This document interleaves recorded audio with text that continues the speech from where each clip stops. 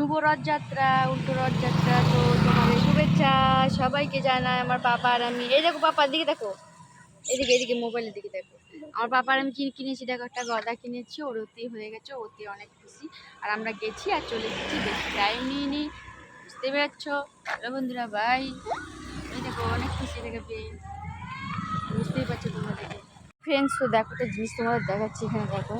ওকে শুধু দেখো, দেখতে পাচ্ছ না, যাই হোক মুখটা কিছু বুঝতে পারছো, দেখে চোর চোর লাগছে। চোর চোর লাগছে না, না মুখটা ডাবডাল দিয়ে চোর চোর লাগতে পারে।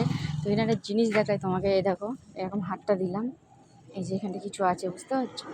তো যাই হোক, এই দেখো, কেউ কিছু বুঝতে পারছো, যেটুকু বোঝার বুঝে নাও। এরপরে মুখটা দেখে নাও, একটু দেখতে পাচ্ছ তো, স্ট্রেট দেখে নাও। আর শয়তানের গার্জেন এসব করছে।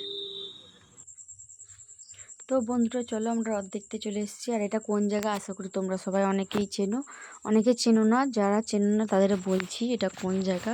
তো যারা যারা চিনতে পারবে এই জায়গাটা অবশ্যই কমেন্ট বক্সে জানাবে।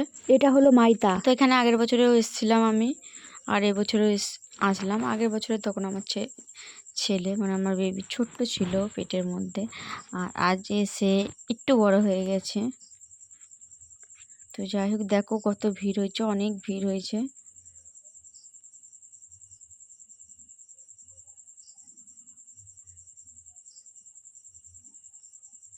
দেখছি অনেক ভিড় হয়েছে, অনেক সুন্দর করে রথটা টানছে, আর রথটা অনেক সুন্দর করে সাজিয়েছে, খুব সুন্দর লাগে রথটা দেখতে।